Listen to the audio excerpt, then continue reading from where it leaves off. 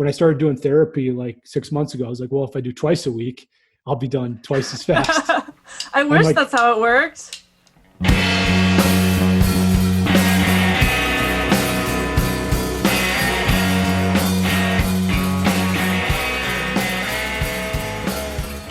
Hello, friends, and welcome back to Pickles and Vodka, the unfiltered mental health podcast for all you hot messes out there by a hot mess.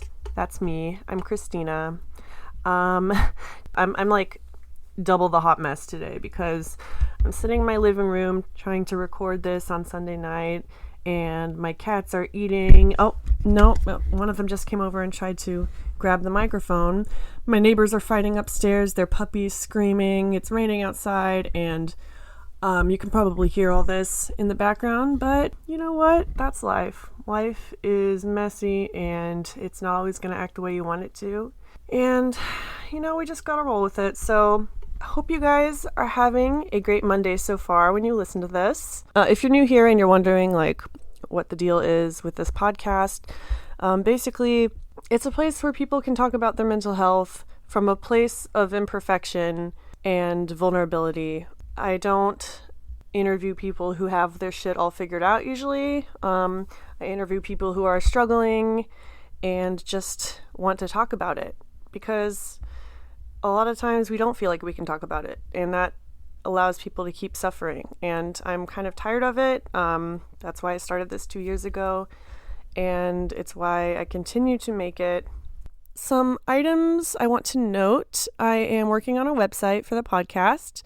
I would like to have a place where you can search episodes by topic, and in the meantime, I'm happy to say that we are now available on more platforms than we were before. We are on Apple Podcasts as well as Spotify, but you probably knew that.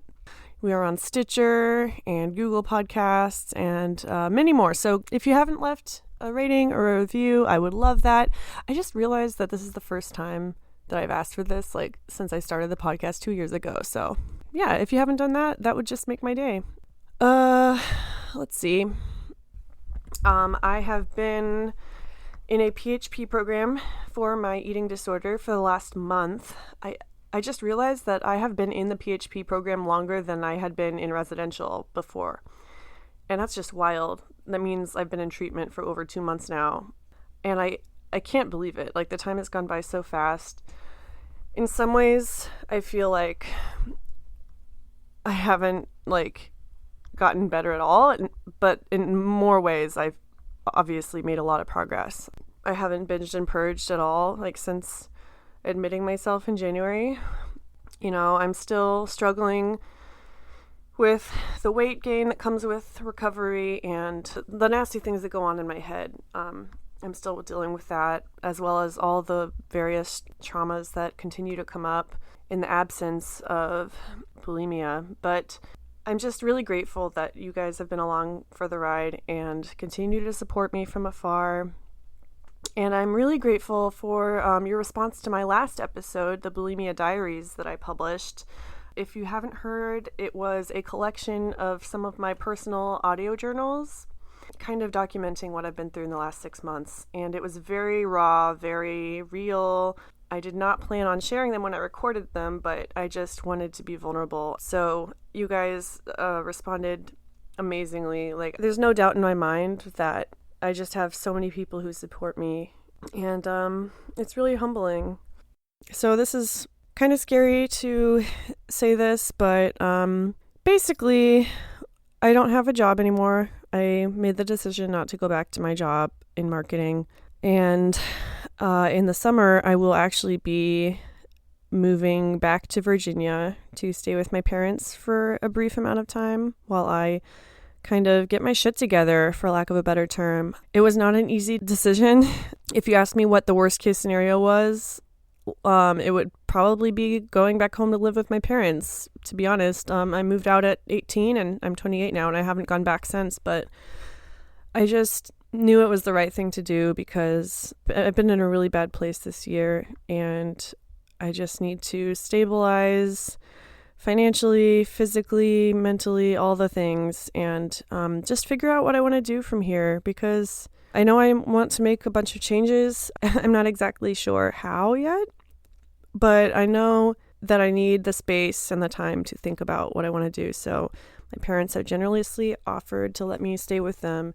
So at the end of the summer, I will be making the cross-country road trip again. But before that, I will be, wrapping up my time here in the best way I can by seeing all the sights and visiting some amazing people after, it's safe to do so, of course, and continuing to work on this podcast because this is a really important project for me. And hopefully now that I'm wrapping up PHP, I'll have more time to actually invest in finding guests as well as being a guest on other shows and just doing what I love most, which is talking to you guys about mental health and hearing your inspiring stories.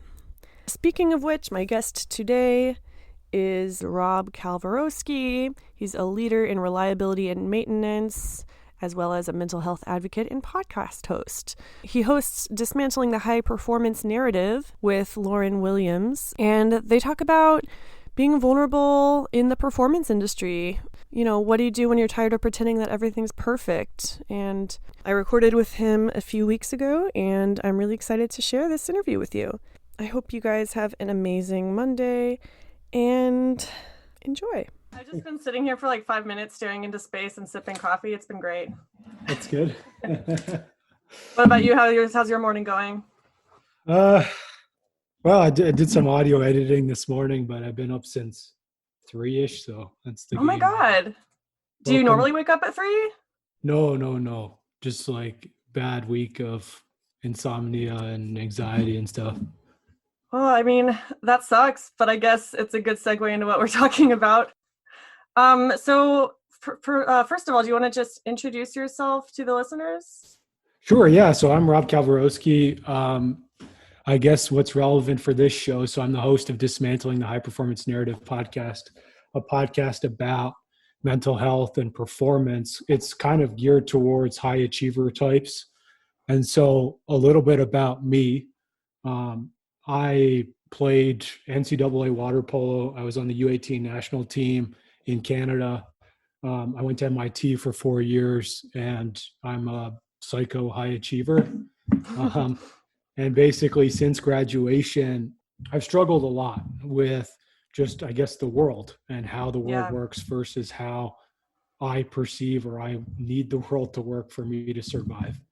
And so it's led to like depression, anxiety, and then in terms of like this show, the mental health care treatment that I've received over the years has been lacking, to put it nicely. I've been on roughly like 15 different medications. I've tried a bunch of different therapists, different therapies like CBT, IFS, EMDR, all these different ones. And I'm still waiting for something to really click for me. I think like I've seen pockets of glimmers but then still nothing has really like gotten through. And I think that's something that you probably have in common with me, right? Yeah, for sure. I can definitely feel your pain.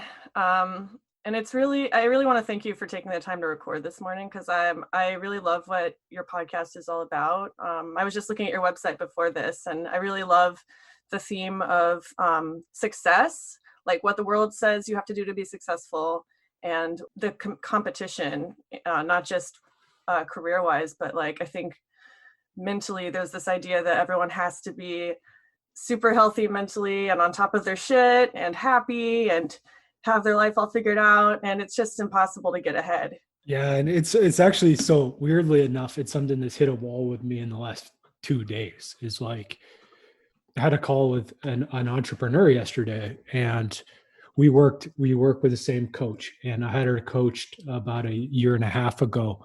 And my expectation with the coach was like, I'm going to hire her because I had a maintenance and reliability podcast that was like one of the top 2 in the world. And I hired her and I was like, hey, you're going to help me launch a business. And then within like 6 months to a year, I'm going to have enough money coming in and I won't have to work at my day job anymore.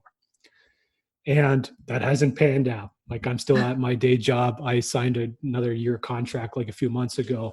And so it's like, and like basically the business is like, it's growing, but it's slow. Like obviously really slow. Yeah. And I had the call yesterday, and basically what hit me was that life doesn't work the way I needed to survive. Like in college and in the pool, every day you could perform and you could try hard, and like someone would be like, hey, you're doing a good job. Like your coach would say, hey, you're doing a good job, or you would get a result that you Yeah. want. And like in the classroom, the more you study, the better your results are in exams and stuff. But in the world, it's like, I don't know if I told you this last time, but it was like, I was like, well, when I started doing therapy like 6 months ago, I was like, well, if I do twice a week, I'll be done twice as fast. I And wish like, that's how it worked. I know, right? And so I'm literally doing it. And it's like, and then my therapist is like, yeah, it's still going to take you like probably a year before you get to a point where you can like manage yourself. And it just like, I don't know. It just feels like everything takes forever. Yeah. And that's just how life is, I guess. Well, the thing that drives me crazy, no pun intended, is just that you don't get a guarantee of when you'll start feeling quote unquote better. Yeah. Like you can put in the work and show up to therapy and do all the things you got to do, but you don't know if it's going to be a day or a month or a year, 2 years until, things start looking up. And so that's the hardest part, is just sticking with it. Yeah. And it's tough, right? Like I'm doing EMDR therapy now. And so like you're going into these trauma spots, and I feel like I got worse, right? Like you're opening up trauma that you just like buried. And I think the expectation is like, well, you're linearly going to get better. And like, it's going to be like, when I walked in the door, I was a 1, and now I should be a 2 or a 3. And it's like, well, no, actually you walked in the door and then you dropped down, and then maybe you came up and then you dropped down. And it's like it's hard to like stay motivated. What's that saying? Pain is weakness leaving your body. Kind of like the similar thing with mental health, right? It gets harder before it gets better. So in the interest of time, why don't you just tell me a little bit about yourself? Because I don't really know anything except for your podcast and your business. Was mental health discussed in your family growing up? Nothing really was discussed in my family growing up. Emotions weren't a big thing. And so I guess like early in my life, I learned to dissociate, and sports kind of reinforces that, because it's like you're shown to not show weakness, and you're shown like basically my whole life. It was like you get punched, you get kicked, you get grabbed, you get whatever, you put your head down and you swim back on defense. And like, that's what you do. And it's like, it doesn't matter. And so like, that's what you're reinforced. Basically, you're like, for me, it was my whole life. Like I trained 2 to 3 hours a day for like from 13 to 18. Damn, I was going to ask if your family was super into athletics. Is that No. something that you did? No? Just me. Yeah, my sister's a neuroscientist.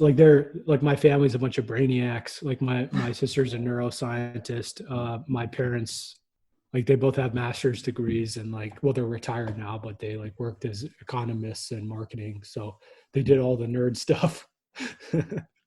Then you were the muscle of the family. Well, I wouldn't say I'm like that athletic. It's just I learned how to work hard. And I think like you can get very far in life if you work hard. Well, it's just like you were saying earlier, like that's the allure of it, is that you can work hard and see results. Yeah, that's exactly right. Right. It's like, I think that's the thing, is like, I think I learned early that working hard gets me seen, and working hard and like winning gets me seen and gets me love and gets me results.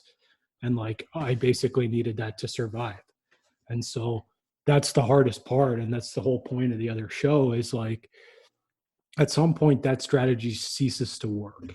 And for me, it worked like in my first job after college. Like I worked for a mining company.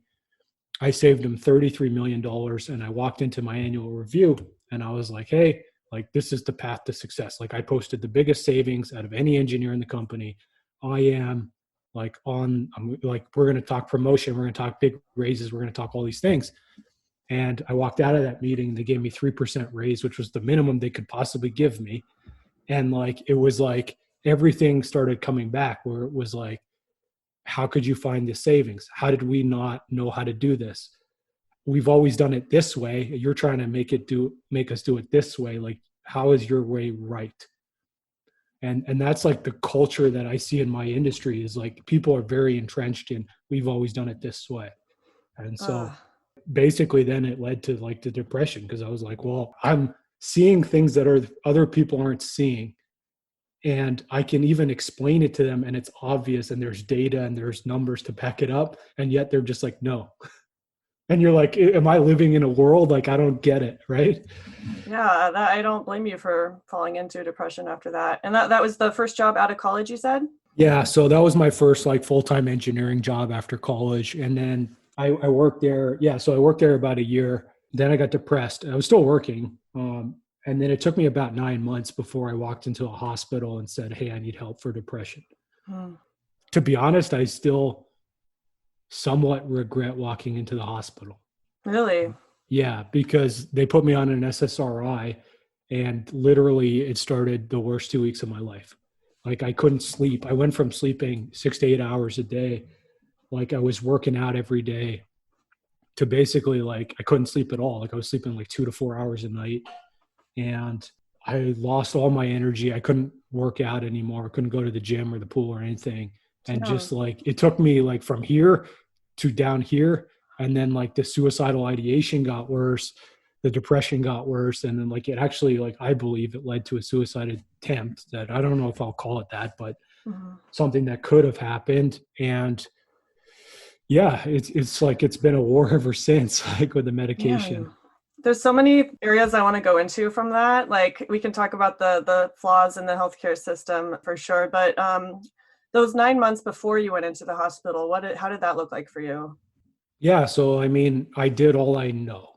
And I listened to Joe Rogan, and he was saying, like, he had some guy on, and they were talking about like exercise and nature is your path out of depression.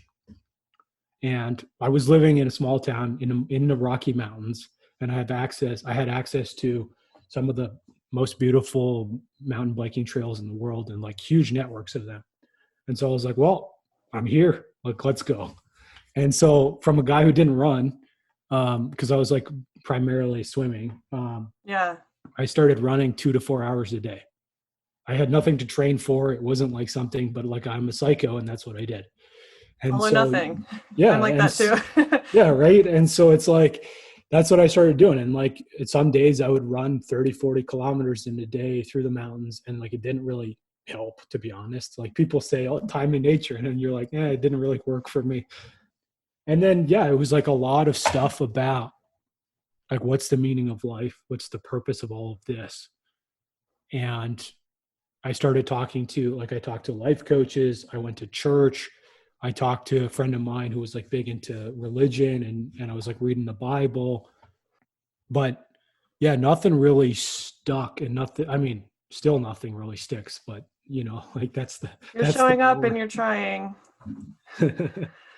Well, yeah, I was going to ask you what your support system looked like then, because I know it's hard in general, but as a man, I know it can be harder to talk to peers, for instance, or colleagues about this kind of stuff. So what does that look like for you? Yeah, that's something that's tough, right? Like, even today, there are a few men in my life that I talk to about this. I think it's something I learned, I guess. Like, my dad was kind of not an emotional guy. And so I think I learned it. And like, especially like when I've been looking for therapists, like my first psychiatrist was a man. And like, it was an incredibly ridiculous experience. It sounds like you just walked in and they handed you a prescription. I mean, that might be different, but so that was the ER doctor okay. They handed me the prescription. But then the psychiatrist, like, after 2 weeks, I had a falling out with a friend of mine, and I called my parents, and like, I was like, hey, I'm like literally suicidal. Like, I need help. And they were like, go back to the hospital, get a new prescription, and like, tell them you need short-term disability. So I did that. And then when I returned, they put me in, like, they booked me with the psychiatrist, and like, they also put me in a group therapy session. So the psychiatrist, like, I was doing talk therapy with him once a week. and also doing all the medication stuff. So like it was sleeping meds, there was SSRIs, SNRIs, all the ones. Yeah. And I went to the first session of the group therapy session, and it was supposed to be a 2-hour session, and I lasted about 45 minutes. And so I was in the room. There was like 3 other women who were in the group, and they were all like 40s to 50s, and none of them could get off the couch. And I just couldn't relate to that. Like, this is like, my experience was like full blown gas to the pedal to the metal, like insane. And they were the people who couldn't get off, like, out of their bed. Mm-hmm. And I couldn't relate to that. And so after 45 minutes, I left and I went for a 10-kilometer run. You mean they couldn't get off the couch because of their depression? Yeah. Like, that's how it manifested in them, but it hits you differently. Yeah, for me, like, I spend my whole time thinking about suicide, and then I can't sit down because I'm just like so like anxious, I guess, about it. And so I went in the next week and talked to my psychiatrist about it, and I was like, I don't get it. And he looked at me and he said, maybe you're not depressed enough. My mouth is like open right now. I'm speechless. And I knew that right then. I was like, oh, this guy's not the guy for me, because it's like I'm literally spending all my waking hours thinking about suicide, and this guy's telling me I'm not depressed enough. Like, what is depressed enough then? Like, what am I supposed to do to get care? Oh my God. I've also encountered that pretty recently, actually. We won't talk much about me this time, but like, I have been trying to get treatment for my eating disorder for the last like 6 months or so. And when I first went to the ER, they sent me away because my labs came back normal. And that's not the first time that's happened. So I completely can relate to that for you. And I'm sorry that happened. Also, I wanted to say that the fact that you did seek help and went through the motions of like getting disability and everything is huge. Like that alone is really hard to do, especially if you don't really have people to support you in that endeavor. So yeah, I just wanted to validate you and say that I'm glad that you did that at least. Yeah, and it's funny, right? Like I've been getting into kind of the statistics behind this, and I was looking at statistics around the mining industry because that's where I was working at the time, and I came across this article out of Australia, and it's actually about construction industry, but basically like it's the same kind of dynamic where macho men are working. And they were talking about like programs to prevent suicide. And they said like the programs are not the issue. Once the person checks into the program, it's not the issue. And what they were saying, and like Australia has a huge problem, like in construction, there's one construction worker commits suicide every 2 days in Australia. Are you serious? Yeah. And so they looked at 100 men who committed suicide who worked in construction, and they said like, hey, it's not the program, because 93 of those men never asked for help, never went to any program. 7 men went to the program and then killed themselves. And so it's like the issue, and one of the reasons for the podcast and for this too, is like the dynamic of men asking for help. Like, it's still incredibly hard. It takes an incredible amount of courage and vulnerability and strength to do it. But it's still like men are not able to show weakness. It's not something we learn. And that's really the biggest barrier. Is I know I say like, I don't know if I wish I like, I don't know if I should have asked for help or whatever, but like at some point it's going to work. Yeah. Or I'm going to get something that I'm going to find that's going to work. And like, just the same for you. But if you never ask, you never get there. Well, yeah, the answer to an unasked question is no. You have to just keep trying until one of these days it'll click, or, that's what I choose to believe at least. Yeah. And I'm glad you're looking at least, because that is hard to seek help, especially as a man. At the time, like, what thoughts were going through your head at the time? Did you feel like a failure for doing that? Or like, how was your self-esteem at the time when you were getting help? I don't know. Like I knew I needed help.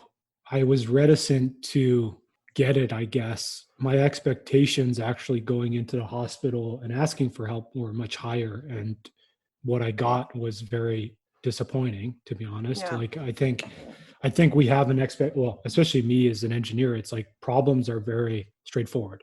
Like physics works the way it works. And like, you can look at a problem, you can say, hey, physically, this is how, forces work. And you can design something that works 100% of the time. Like there's no debate. Like I can build you a bridge and it will work for like Yeah. whatever conditions that you want it to work for. Right. But that's the expectation that I have with my doctors. And each time, you get a medication and it makes you worse, you go like, well, can I trust them? Like my last one, I went in September, and she knew, like, I've been on 15 medications and nothing's really worked for me. And she was like, and I went in and I asked for 5 days worth of benzos because I was like, I can't sleep. My anxiety is just out of the moon. And I want 5 days just to sleep. And then I'm doing talk therapy, like everything's whatever. And she didn't want to give me that. And she like went to her desk and she's like, well, you could try this new SSRI that I got from the drug company. And I said to her, I was like, well, how can you guarantee me that this one won't work, like will actually work? And she just said to me, she's like, well, if I knew if that answer, I would have a Nobel Prize. And I'm just like, well, then what trust are we having here? Like, if you want, like, you don't understand the consequence of giving me a medication that doesn't work.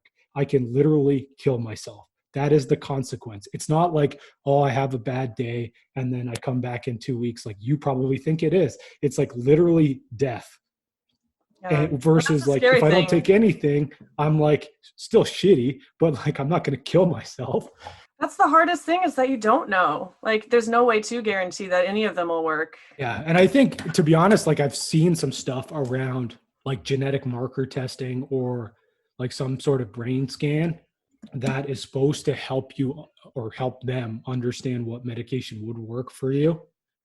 And I think that, like, I did another podcast with a guy and he said like he couldn't get even, like, he was willing to pay for it himself out of pocket.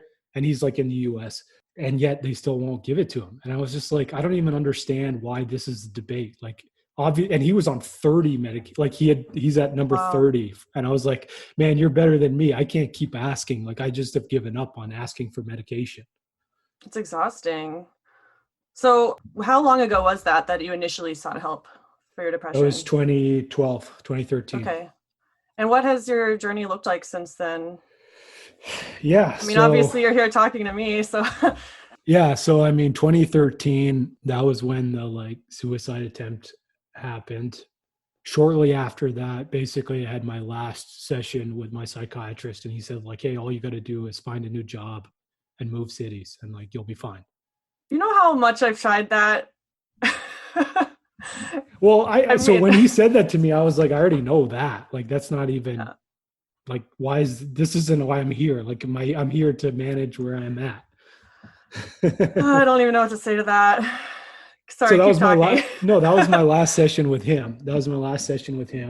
And basically, like, it took me another 6 months and I quit and left my job. But basically, since the suicide attempt, like, I didn't get the help I needed because like I didn't even tell him about it, to be honest, because we didn't have that level of rapport. And I just dissociated for about 6 years and like floated through life. And then like 2019, I started working with like a performance coach, and she opened up emotions and it got dark real quick. And like just all the shit that like I had pushed down came back, and like basically I've been trying to manage it ever since. Wow. Yeah. What did that process look like for you when you started opening that door?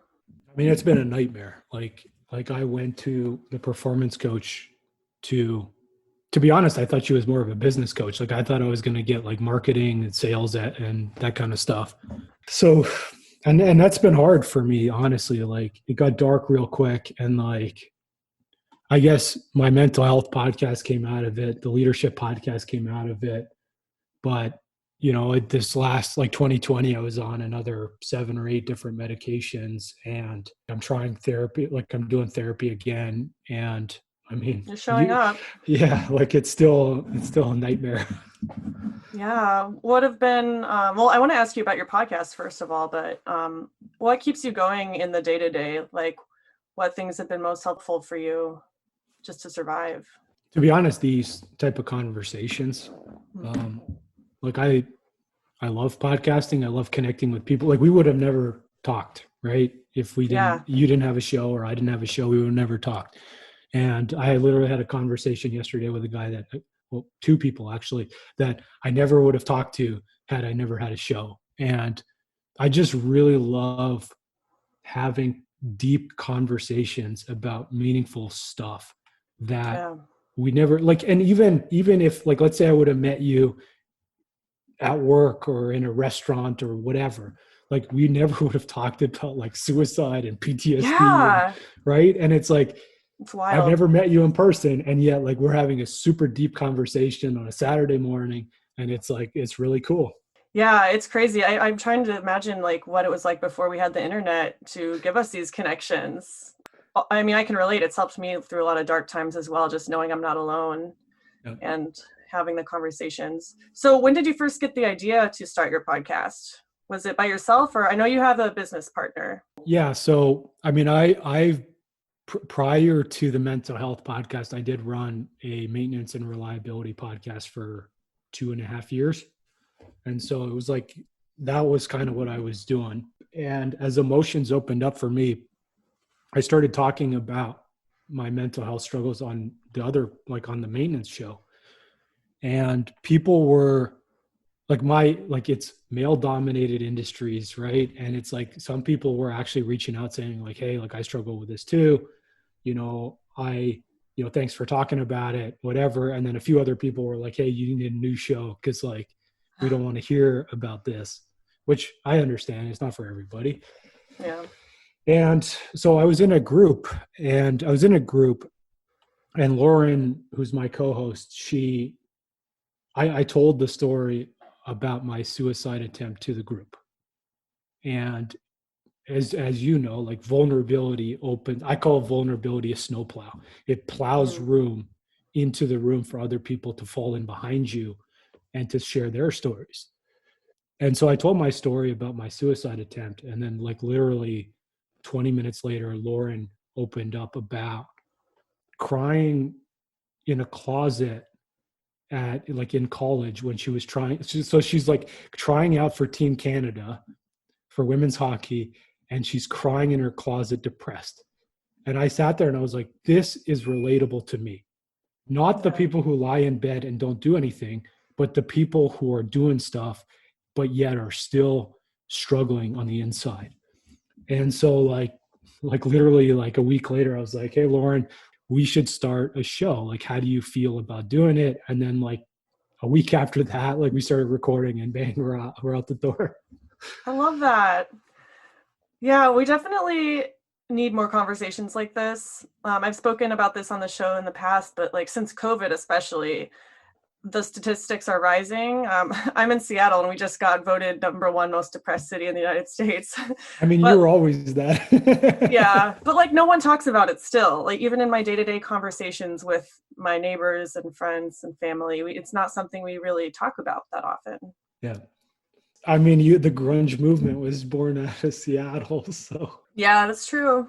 We're very good at being sad. So yeah, how long have you been doing this podcast? And how's your mental health journey changed since then? I mean, my mental health journey hasn't really changed. The podcast has been around, I guess, 6 months now. Okay. But I mean, it's going to keep going. So I think we're maybe less than 6 months. I think we're like 15, 16 episodes in, something like that. But it's like really cool. Like, I think there are people like, and you sound like one as well, like what you mentioned about redlining and stuff is like, there's a lot of us that we don't fit in these boxes that people think, or doctors and the textbooks say, this is what a depressed person is, or this is what an anxious person is, or this is what a person with an eating disorder is. And I think that's the biggest thing about this podcast, that is there are people out there who suffer really badly but go to work every day. There are people out there who suffer really badly, but yet they're performing, like Dak Prescott talked about his depression in the spring.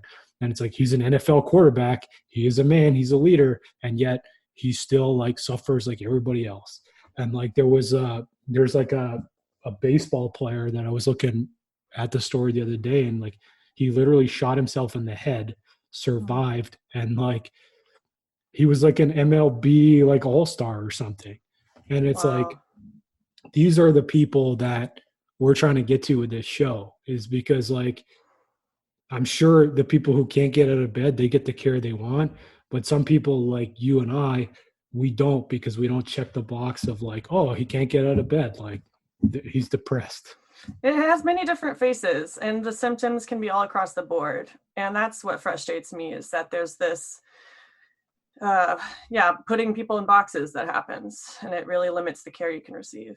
And so I had a conversation with a friend of mine. She's at medical school in Serbia. And Oh, wow.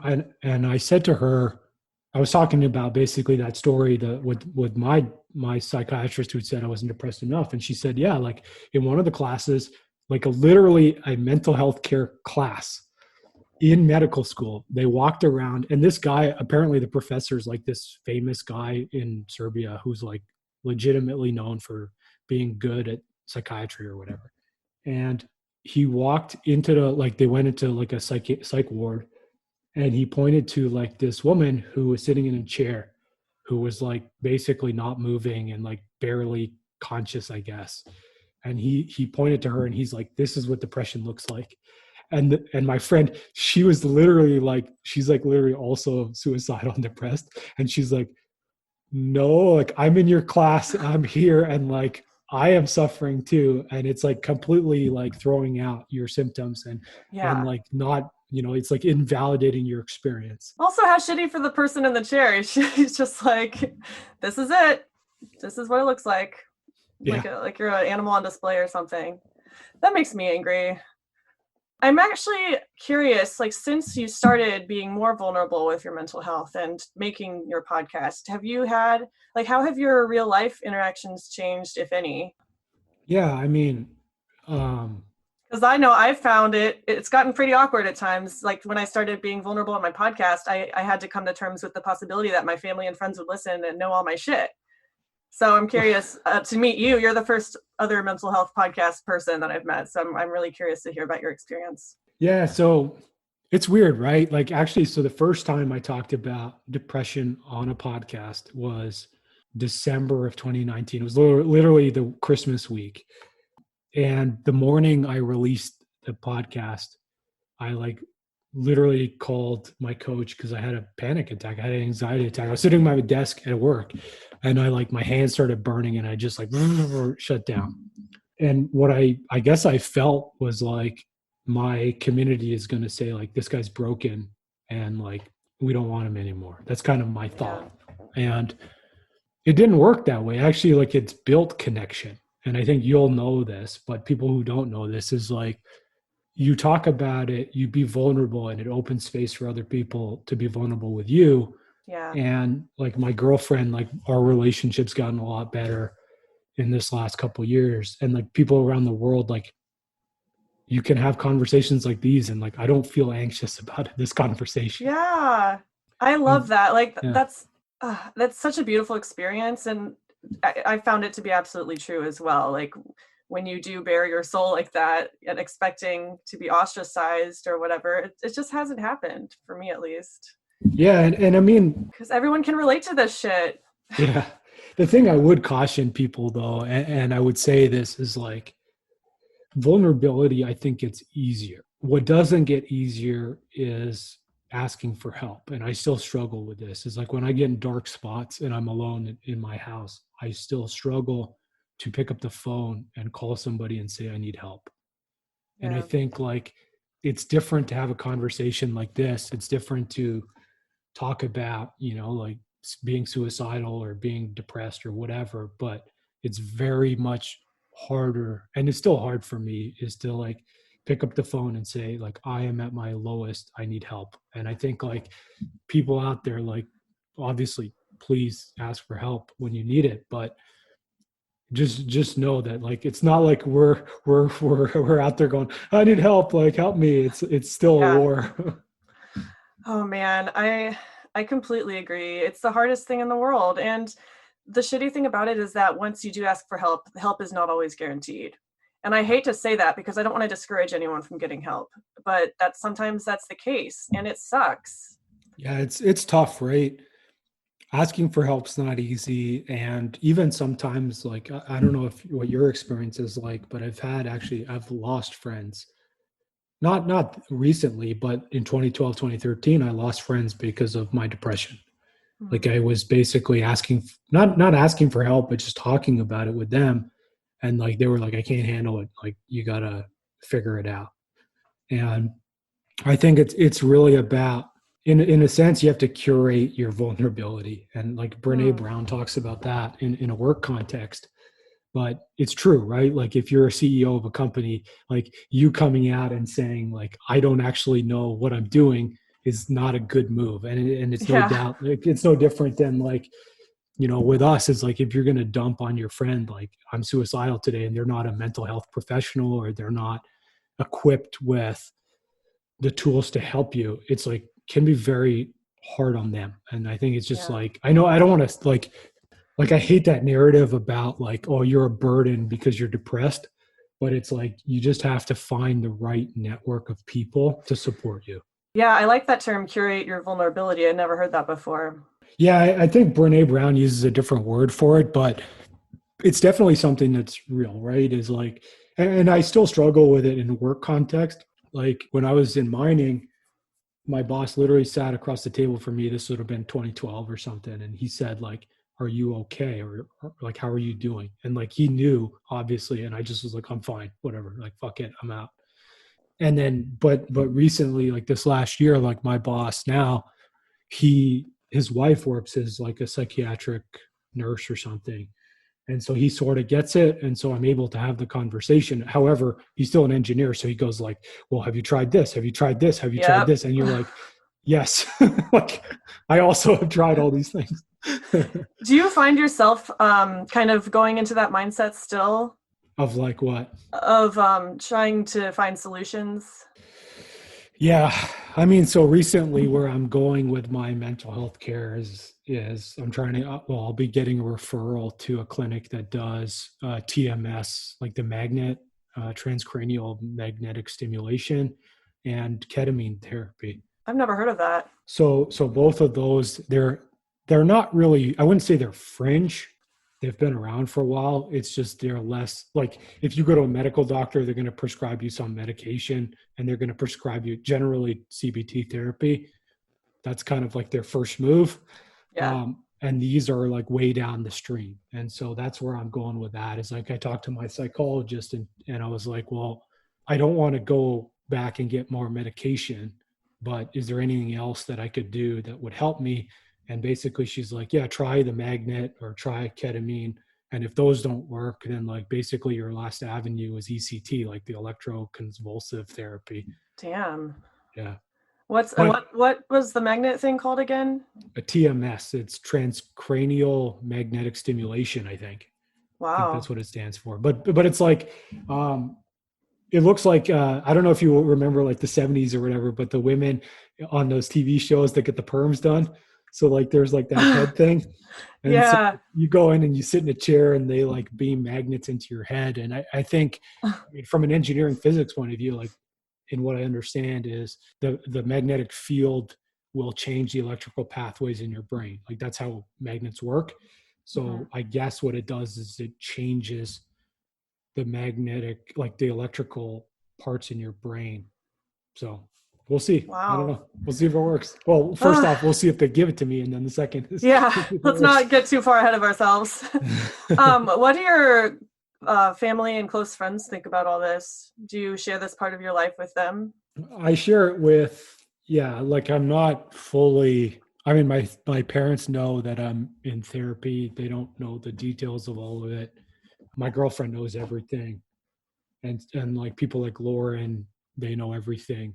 So like I have probably 4 or 5 people that know basically everything, and then everybody else knows portions. I guess if you listen to my podcast, you know Yeah. everything too. But Yeah, it's kind of scary knowing that you have all this extremely vulnerable information out on the internet, and anyone at any time could know all of your dark secrets if they wanted to. I guess the question is do you care, and what does that do for them? Yeah, Like I put it exactly. out, and I know it's out there. It's not like, what are they going to do? Blackmail me with it? Well, no, it's on Yeah. Apple. Like you can download it. Go ahead. As we start kind of wrapping up, I want to ask about the sports world, because I know that's the biggest focus of your podcast, right?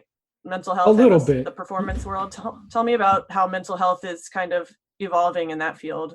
Yeah, I mean, you're starting to see it. You're starting to see it with Players Tribune is actually the biggest one, and like people like Kevin Love, even Michael Phelps shared about his depression. So you're starting to see people come out and share their stories with depression. I know Theo Fleury does it as well. He was like sexually abused as a child hockey player, Hmm. and so you're starting to see it more and more. But the biggest thing, and like Lauren has more of an experience with this than I do, is the treatment aspect of mental health in sports. Like she was depressed while she was playing college hockey. And the treatment aspect is very much different than, like, she also had a hip surgery when she was playing hockey. And so it's Oh, like wow. a hip injury is seen as like, you know, you get time off, you get, your 8 to 10 weeks or whatever the time period is of rest, you do rehab, and then you're back on the ice. Where the mental health part is very much seen differently. It's more seen as like, shove it down, figure it out. Like you're just in a rut, like you'll Yeah. figure it out type of thing. And I think that narrative still has a long way to go. But it's no different than like what we talked about earlier, where it's like men asking for help is still a problem. And so there's so much there where sport, like, to be honest, like a macho attitude is sports, like women's sports too. Like Lauren had the same experience. Like they're not talking about depression in the locker room. And so, it's like sports is a huge trigger for people. And then also like the whole achievement thing that we talked about at the beginning is Hmm. like massively detrimental to your mental health. Yeah, and it does suck because I think you mentioned closer to the beginning, exercise is often touted as a treatment for depression and mental health too. And so when that kind of muddies the waters, so to speak. I mean, it's such a, like, I know you've heard all of this, but they go like, get exercise, go for a walk, get sunshine, go to nature. And you're like, okay, like, let's say, like, if you're not clinically depressed, or you're like, you're having a bad day, like, sure, absolutely. Like, it'll take you from a 4 to a 5, but it is not a solution to anything clinical. And I Like, think also the people that they recommend that to do tend to be the ones who are stuck on their couches or can't get out of bed or whatever. yeah, I mean, absolutely. And like for me, I mean, I've tried all of that. To be honest, even the self-care aspects of it, like, I find, and maybe it's my expectation for what it should do, but like I find it like so minute that Yeah.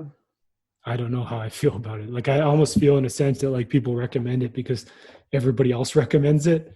And I'm like, Yeah. well, does it actually move the needle? Like, I don't know. Yeah, I have really conflicting thoughts on that too. We talk about a lot about self-soothing right now in treatment, and Mhm.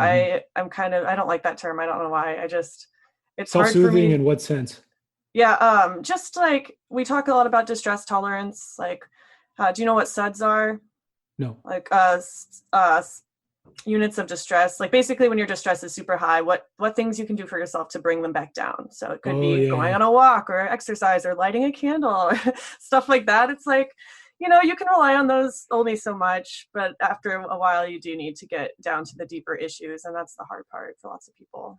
Yeah. So yeah, I've done the same thing in therapy. My therapist called it like polyvagal theory. And so I guess there's 3 states that you can be in. You can be in a ventral vagal, which is like how we are now, where you're like relaxed and you're fine. And then there's like sympathetic, which is like basically an anxiety fight or flight state. And then there's dorsal vagal, which is your like depressed state. And like basically it's the same thing. Like what activities can you do by yourself? What activities can you do with somebody else that bring you back to ventral vagal? Yeah. And there's no guarantee. Yeah. I hate to leave people with like this message, but it's true. Like, I don't want to lie about it and say, you know, do this, this, and this, and you'll be better. Like, that is like the thing I love about talking to other people about this stuff, is just kind of commiserating together, you know? I think if people are going to take anything from this, it's more about finding what works for you. And that's going to be different based on your diagnosis, based on who you are, how you were raised, all these different factors. And, you know, it's no different than a medication. Like what works for you, it maybe won't work for me, or what works for me, maybe it won't work for you. And that's the hardest part is like, the hardest part is the trial and error. The hardest part is picking yourself off the mat after something else doesn't work. Because for me, it's like, honestly, it's devastating. And I think like that's the hardest part, is like, just keep getting up and keep, you know, they didn't ring the bell, like keep fighting, because like, otherwise you like, I don't know what you're going to do. Yeah. Have you found anything to be helpful, even a little bit, like these last few months? Like, what are you currently doing for your mental health besides being in therapy? Yeah. Which is huge, by the way. Yeah. I think EMDR, like if you have trauma, EMDR is probably your best bet from what I've done. I also have been doing IFS therapy, which like we do kind of a combination. And so IFS therapy is intra-family systems, and it's really interesting. And I think it's really good. And so really what it does is basically you have a number of parts in your brain for who you are. And so there are parts that are managers and firefighters, and basically they try to do things to keep you alive and safe and all these things. And I think it's helpful to understand that sometimes when you get in these spaces and you want to fight somebody, or you get in these spaces and you feel like you don't feel like yourself, it's nice to feel that it's actually not you, and it's some learned behavior or some experience in your childhood led you to believe that this was the way to go, and then you sort of max that out.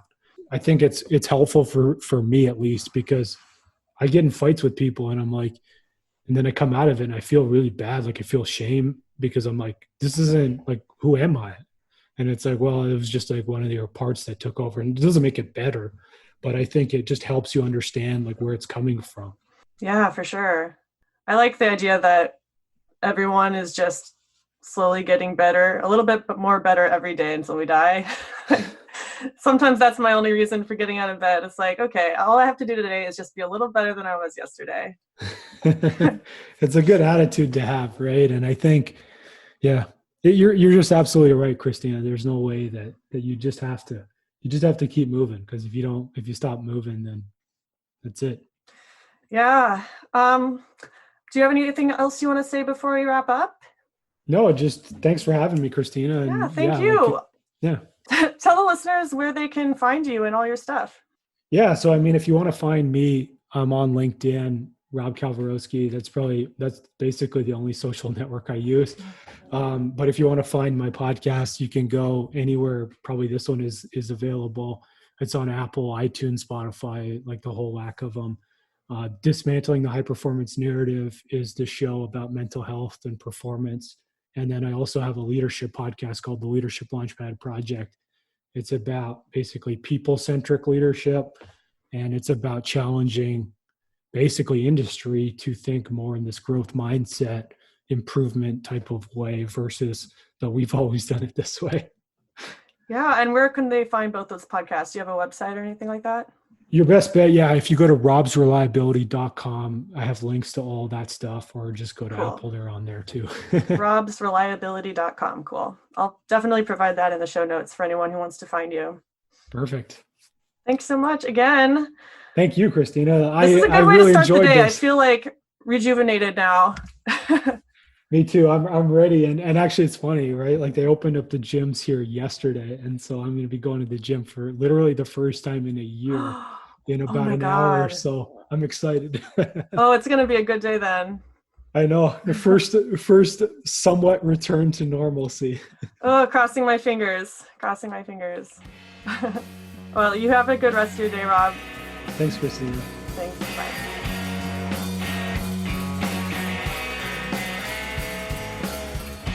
Hey guys, thanks for listening to this episode of Pickles and Vodka.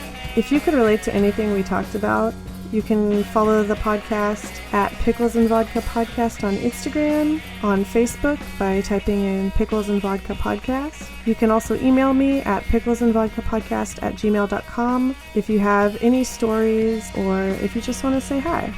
Thanks again for listening, and I hope you guys have a wonderful week. Stay safe.